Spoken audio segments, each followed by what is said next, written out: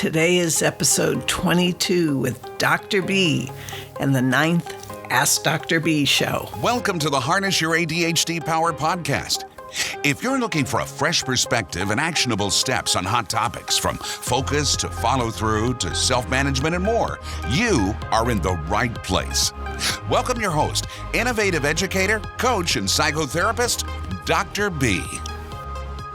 Hey, D-Dears. I am so glad that you could join me today for my podcast show. I've changed things up a bit so that you don't get in a rut and stop paying attention in the moment because you anticipate what's coming next. You know, a little newness keeps things fresh. Plus, it's good training for you to not jump to conclusions or assumptions and miss something important, a common trait with ADHD.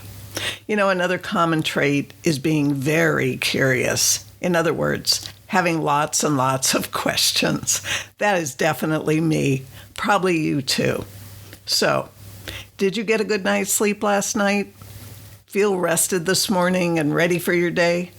Are you looking forward to what you have going on today? You know, I hope so.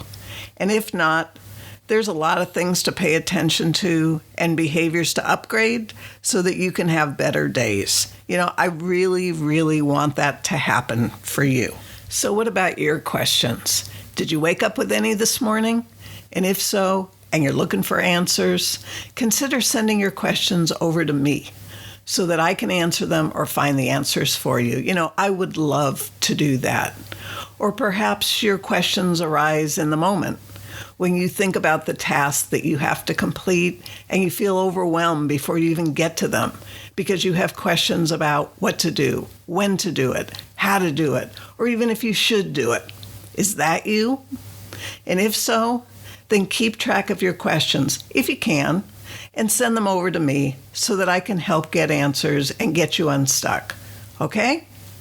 And since this is the Ask Dr. B episode, and you probably do have questions, but are wondering what kind of questions you can ask me, here's some examples of what others have asked me over the years. Are all hyperactive, high-energy adults somewhat ADD? Is being depressed normal when you have ADHD? Why am I so sensitive to fluorescent lights? You know, your questions matter to me, all of your questions. How are you going to do what you want to do if your mind is filled with questions and roadblocks instead of excitement and motivation? Where are you supposed to turn in times like that? Well, one place you can turn is to me, which is one reason I created the Ask Dr. B format. It's not just that we're a curious bunch, although we are, of course we are. But you may be sitting with huge gaps in your knowledge base, and you can't move forward on what you want to achieve. In fact, you may not even know what questions to ask to get the information that you do need. Wouldn't it be wonderful if someone would ask you, "What are you trying to do?" And you could tell him or her. And then they would ask you, "Do you know how to do A and B and C and D?" And then you could tell them what you knew and didn't know. And because they know the sequence, they could answer your questions and guide you through the sequence of tasks that you want to get done. I would like to be that person for you. And if you're the kind of person who needs to have all the details up front before you step into the ring, and you have huge gaps in the process or the sequence of events, how exactly are you supposed to proceed? Seriously. This has nothing to do with how smart you are and everything to do with learning style. Even with ADHD, some of us are quite literal and we need step-by-step version of the story to engage. Others of us are more inferential and we just jump in and kind of fly by the seat of our pants. And we fill in the details and the information as we go along. Either way, you need what you need and that's just how it is, plain and simple. And if you're anything like me and you don't get the answers that you need, you might just keep spinning and ruminating like I do until I do get the answers I need. The entire situation can turn into one overwhelming experience. Perhaps that happens to you too. My very, very curious mind is always wondering what the number one biggest struggle or frustration is for you right now, so I can help you with it. I wake up every day wondering that, so that I can direct my energy to the solutions that you need. I really want to know. I do. The thought of millions and millions of adults all over the world with ADHD suffering every single day is a hugely painful thought to me, especially when I have answers and solutions that could potentially ease your pain. I made it even easier to get your questions over to me.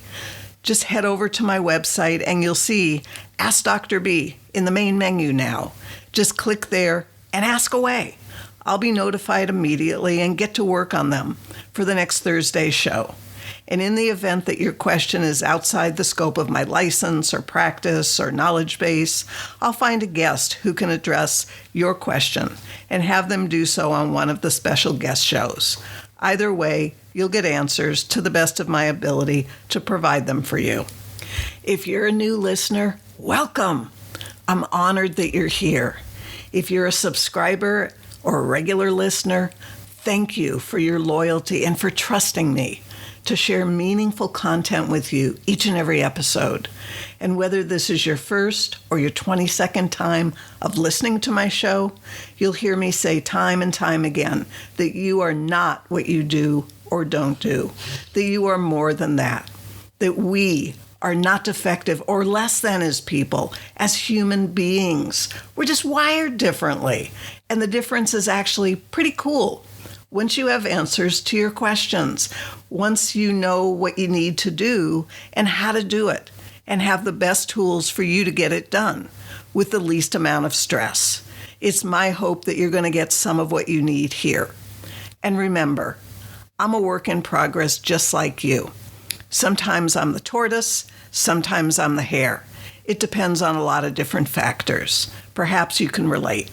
Point being, I've learned a lot about myself over the years because I've been willing to be a student of my own life, to step into the situations that present themselves and learn how to navigate what I find. This has meant learning how to quiet my challenges, and there have been plenty of them, and make the most of my gifts, more than I ever knew was possible for me. Once I got the information I needed, and I trust that you will too, once you get what you need. I absolutely love my world map with the little flags marking all the countries and the states where you all are listening. It is so cool. I want to welcome new listeners in Saudi Arabia and Romania since the last Ask Dr. B episode. You know, it's very exciting to know that we are not alone at all in this. I'm not much of a world traveler, never have been. However, it's exciting to know that my voice is traveling to all of you, no matter where you are on this planet of ours, that no matter where you're located, you're listening and relating to the challenges and the stories and the solutions. Thank you all for listening and hopefully benefiting from this podcast show. And knowing that you're listening makes me want to give even more of myself to your needs via this podcast and in so many other ways. You are a blessing to me, and your presence in my life is beyond anything I'd ever imagined. So before I get to today's questions and answers, I have a question for you. And you've heard it before if you're a regular listener. It's about your state of mind and your wins. I can't emphasize this enough. I just can't. And I'm going to continue to ask you about your wins and encourage you to acknowledge and celebrate them every single day. I found a quote by Jamie Tardy that's fitting here. Success is a series of small wins. That's why I encourage you to acknowledge and celebrate all of your wins, because they lift up your spirit and they add to your success. So back to wins. You know, I talk a lot about wins. Why? Because cultivating and having a wins mindset can absolutely transform how you experience your life. So have you been taking time to look for your wins, really look for them, acknowledge them, celebrate them, share them with others who will appreciate what a big deal they are for you and celebrate with you? Are you doing this every day? I sure hope so, because there's truly magic in all of this. And what do I mean by wins? They're those little things that happen every day that are good things, positive things in the bigger picture of your life. And yet they go unnoticed, unacknowledged, and uncelebrated by you. It takes shifting your mindset, and it is totally worth it. It is. Please don't be the person who continues to tell yourself that it's pointless to reward yourself for things that you're supposed to do. That couldn't be further from the truth. In fact, those are the very things that deserve to be celebrated so that it becomes easier to do them consistently and more enjoyably each and every time. So what's it going to be today? If you cleared the air with a friend, it's a win. If you took responsibility for your actions, it's a win. If you contributed to a conversation when you normally remain silent, it's a huge win. If you paid yourself a compliment, that's a win. If you got right to it on anything that you needed to do instead of dragging your feet, that's a great win. You get the point. Celebrate all of them. And none of this half-hearted celebrating. Mean it. Exaggerate your emotions. Yes, wow, awesome. And certainly celebrate the big wins too. It's just that they happen so much less often. And celebrating daily wins makes a difference faster in your life because of the frequency. Shifting gears now. Today's episode is all about answering the questions that you have about issues or challenges that you experience as an adult living with ADHD and offering you hope, real hope. How much time do we have? Not much. So let's get to it. Thanks to you, my listeners, for today's questions on these 3 topics: myths about ADHD, neuroplasticity and brain changes, and hyperfocus and mental paralysis. This podcast is sponsored by Pure Potential with Dr. B. You can head over to drbarbaracohen.com and find the podcast show notes, grade free content from Dr. B, plus programs and services. That's drbarbaracohen.com. Now back to being an adult with ADHD in today's world. There's a lot of different reasons why you have the questions that you do. It's possible that you have lots of misinformation, or you're missing steps or strategies or a philosophy or an understanding of yourself well enough to slow yourself down, to think something through, rather than rushing yourself and making mistakes. Everyone's reasons are different, and I'm grateful for the opportunity to be here to answer what I can for you. I'm going to share each question with you, share a little bit about the topic, offer my point of view of what I hear within the question, where it's appropriate, and my response to each question, which includes an action step to take. Yes, there's an action step for each question, because just hearing an answer isn't enough. You need to take action or nothing changes. So don't let yourself off the hook here. You have a responsibility. You have the ability to respond to your needs. And I hope that at least one of these topics or questions is going to resonate with you and be of benefit. So let's keep going. Thank you to Emmy in California for the first topic of myths about ADHD. She asks, what are some of the main myths about ADHD? What are the myths based on? And what can we do to change people's perception of ADHD? Thanks for all of your questions, Emmy. I decided that I could weave them all together and talk about myths and what we can do to change the perception of ADHD. So here are some of the myths about ADHD that I've come across over the years. Only boys have this, not girls, and only men, not women. Nope, not true. The symptom profile in girls is definitely different than in boys, and the diagnostic criteria has always been male-based. Another myth, women are hysterics and don't have ADHD. Nope. Based on the symptom criteria that's only male-based, how could women have ADHD? Yet they do, plenty of them. Another myth, you outgrow this. Adults can't have this. Nope. A small percentage of kids might outgrow this by adulthood, and they do. However, many don't, and still have residual or even very, very severe ADHD challenges. Another myth. Hyperactivity goes away as an adult with ADHD. Nope, it doesn't go away as an adult. It's just expressed differently. Another myth. You can't be doing well in your life and have this. Nope. You can be a doctor, a lawyer, a CPA, a performer, or anything else and still have ADHD. This is an interest-driven condition or configuration, and if you're interested, you go. Another myth. If you have a PhD, you can't possibly have ADHD. Nope. Some with ADHD can do well in school, and others just can't seem to do very well. Another myth. You can't cure it, only manage it. I want to say something different here. Cures are for diseases. ADHD is not a disease. It's a disorder, or even more so, it's a cluster of symptoms. The symptoms can resolve themselves just as symptoms of other conditions resolve themselves and are no longer an issue.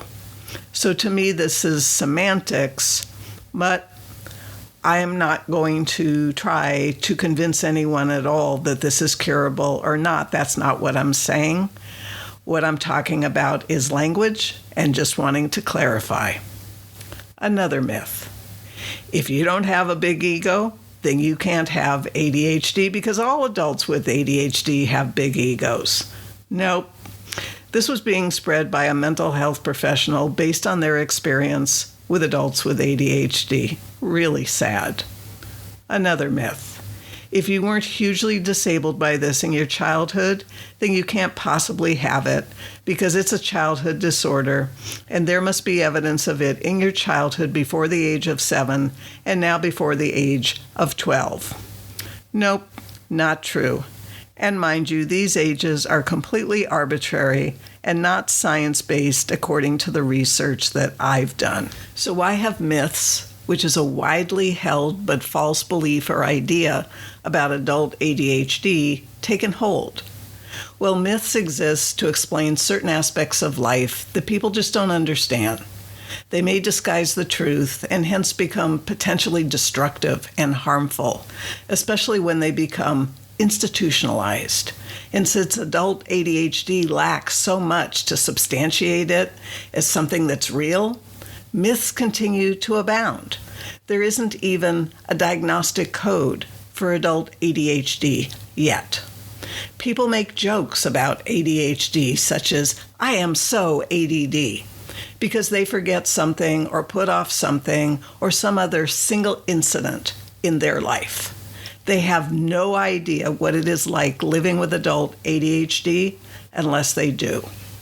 Information from research doesn't seem to make its way into the mainstream to those that would benefit from knowing about the new stuff. I wonder how many people in society understand or know that ADHD can affect IQ scores, meaning that how adults score is influenced, but not that the adult is dumb. You know, I don't agree with the diagnostic name of ADHD, and lots of people have written to me and have that same feeling. They don't like it because it just doesn't make sense. I don't see it as a condition of being inattentive. Many adults with ADHD are attentive just fine. However, they aren't able to be attentive when they need to or want to be sometimes, or attentive to things that are stupid to them or insignificant to them.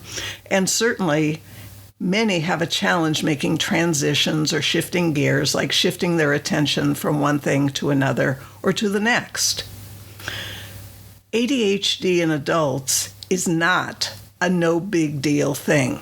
It isn't. In fact, it increases vulnerability to other diagnoses such as anxiety, depression, relationships problems, employment problems.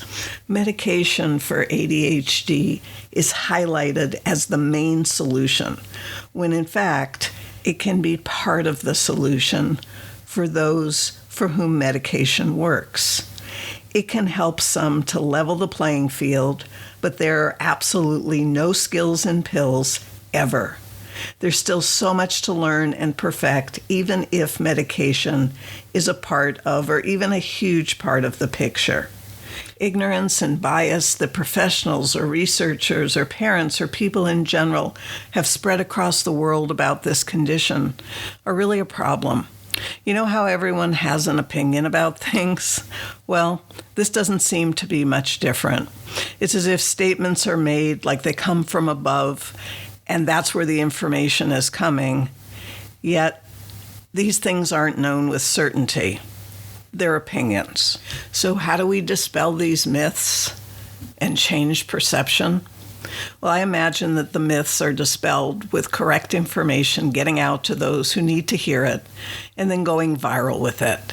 Getting information out that can logically explain why something is not true and what is true is really important. So what are some of the best or fastest ways to dispel the myths surrounding adult ADHD? Well, first probably is to educate as many adults with ADHD as possible with accurate, true information and facts, and help them to articulate what adult ADHD actually is, not what the media or movies or other fantasy representations say that it is. And I know that a lot of adults have come to me and said this is a real problem for them to articulate adult ADHD. It would also be to help them to articulate to their friends and family and employers how they function in both the positives and the negatives so that they can accommodate their weak areas and shine in their strengths and their gifts. What a concept. To dispel myths by showing the world at large that adults with ADHD are extraordinary individuals who have been hugely misunderstood and damaged by us as a society. In fact, we are complicit in this crime and need to set this right. I'm doing my best to change myths and perceptions by showing a different face or side of adults with ADHD on my podcast show, and I'll continue to do so. If we're defined by others and then we try to fit ourselves into what they say that we are, we will never be more than they say. I can't accept that. I want to model a different version of adult ADHD. I want to help other adults model a different version of adult ADHD so that the world at large will see and perhaps come to believe that we are adults with ADHD and we are not what all the myths and opinions say that we are. We are so much more than any of that. I hope my input is giving you some things to consider about the myths surrounding adult ADHD and how you might participate in dispelling them. Transitioning to our next question. Thank you to Bob in California for the second topic of neuroplasticity and brain change. He asks, has neuroplasticity theory indicated that ADHD brains can actually be rewired from brain exercises, therapy, or other practices that adults with ADHD brains can do? Thanks for your question, Bob. I know from personal experience that I have rewired my own brain for better reading and comprehension. Prior to the age of 50, I had never read an entire book cover to cover. I trained myself for improvement with reading and comprehension and integration of learning on my treadmill. I did this based on information that I had about myself, as well as parts of the brain and learning theory. I'm a hands-on learner. You might be too. I learn better when I move because I can integrate better. The visual cortex and the visual access with the eyes is up, not down. I got on my treadmill for 30 days straight, walking at about 2 miles an hour at a 15% grade, put my book on the treadmill rack, and I read this book for 30 minutes a day. I was able to remember what I read that evening, was able to remember where I left off in the morning when I began reading again. I was able to remember the information and integrate it with other information that I knew, and I finished the entire book in 30 days of reading this way. After doing this training for myself, I was able to read normally, and I haven't needed to do any refresher training of this method since. Same approach with training my brain for for seeing the patterns in Sudoku puzzles that I couldn't see when I first started working with them. Yes, the brain can be shaped and molded by targeted exercises and practices. Meditation is a great example of something that you can use to change the brain. There are also specific cognitive training apps that do a great job with helping to upgrade and optimize your brain functions. And lastly, despite some information on the internet indicating that if you haven't fully developed by age 30 or so, what you've got is what you've got moving forward, and that's it. I'll stand by neuroplasticity as a lifespan concept that's available to all of us well into our senior years and have seen that to be true. So get to it, make the changes that you're looking for. I hope this has been helpful and gives you some ideas about the validity of brain training based on the field of neuroplasticity, and that perhaps you will try out some training exercises to shape your own brain function to become more optimal. Transitioning to our next question. Thank you to Z in California for the third topic of hyperfocus and mental paralysis. He asks, why can my ADHD mind sometimes focus to the point of excluding all other stimuli, and other times bounce from thought to thought so quickly as to induce a sort of mental paralysis? Thanks for your question, Z. To me, you are describing two states of focus with ADHD. Hyperfocus, which is focusing on one thing to the exclusion of all else, and scattered focus, focusing on so many different things at one time that it can become overwhelming and mentally paralyze you.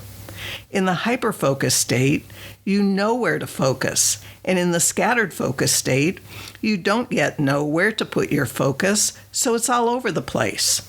We all need a point of focus in order to get focused.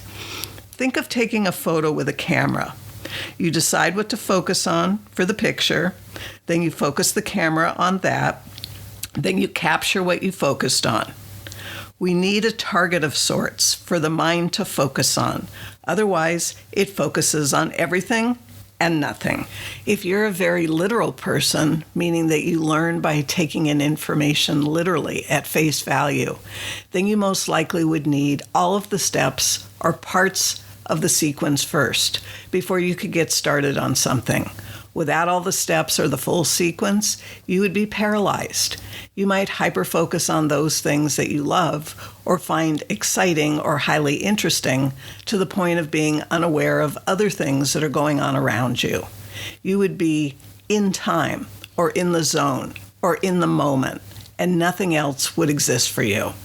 If you're an inferential person, meaning that you read into and add meaning to things, then you don't need all the steps or the full sequence to get started in a process. You kind of fly by the seat of your pants and you pick up the steps as you go along. The bouncing around that you speak of could be due to a lack of interest and trying to find something of interest for you. Or it could be a lack of a plan and an indecisiveness of where to begin or what to do first. You might be moving so fast from thing to thing to try and find where to begin or what to start on that you literally can't decide because you aren't going slowly enough to see each task in its entirety and decide what the priority is or how long each task would take to complete it. Moving quickly doesn't allow you to gather information to make decisions. Decisions can be made more quickly once you have the necessary information to do so. Think of something in your life that you can do and make decisions easily and quickly about. Do you think it's because you have all the necessary information in order to make the decision and that you feel confident in making the decision quickly and easily? When you don't know enough about other areas of your life, do you hesitate and second guess yourself when time comes to make a decision? Do you put off making a decision or feel a sense of paralysis because you can't really decide? I hope this input has been helpful to you and gives you some new things to think about. That's it for our 3 questions today. I want to thank Emmy, Bob, and Z again for their questions for the Ask Dr. B format. Remember, your questions matter to me. If I'm going to help make a significant difference in your lives, I need to know what your challenges are, what you're struggling with. I really, really want to know what the number one biggest struggle or frustration is that you have right now. So I created a quick little survey for you. It's 6 questions and brief. The link to the survey is in the show notes as well as in the post for today's podcast episode. I hope that you'll stop by my site and choose to take just a few minutes to respond to the survey. Thanks in advance for your participation. A favorite quote of mine. Stephen Covey said, "I am not a product of my circumstances. I am a product of my decisions." The question I have for you at this point of our journey together is, if you've been blaming your stuckness or frustration on your circumstances, are you ready to take a look at your part in this and what decisions you've made that have taken you to this point in your life? And beyond that, are you ready to learn to make better decisions so that you can have better circumstances? I sure hope so. I appreciate you showing up to listen today and in the future. New episodes are released twice a week on Mondays and Thursdays. And as a subscriber, the newest episodes will be in your feed by 1 a.m. Pacific time. Plus, you won't miss out on any of the extra episodes that I create with special guests. Certainly a great reason to subscribe. If you've asked me a question, I hope you're back to hear my response and that it's of benefit to you. Remember, I love answering questions, so ask away for the Thursday episodes. I'm here for you, and I'm going to continue to tailor both the Ask Dr. B and the regular episodes to meet your needs. To do an even better job of that, I'd love to know what you need to know or would just enjoy hearing my point of view on. Be sure to share this podcast with your friends and family if you feel that they would benefit too. You know, I love reading your reviews and your emails. They tell me I'm meeting your needs and how you're doing. I thank you for that. It means a lot to me to know that your life is getting a little bit better every time that we get together. So that's about it for today. If you'd like to be kept informed of new happenings with Dr. B, you can sign up on my website to receive periodic emails from me. Nothing superficial and not too often, because I don't need to be cluttering up your inbox. For now, you can download today's show notes and learn about other resources. That is, if that's of interest to you. Thanks for listening. Until the next time, bye for now. Thanks for your undivided attention. If you're hungry to make positive changes in your life, head over to drbarbaracohen.com and see how Dr. B can help you today. Whether you love making changes with one-to-one attention and community support, or on your own with self-study, or could benefit from coaching or psychotherapy, you'll find all the information right there at drbarbaracohen.com.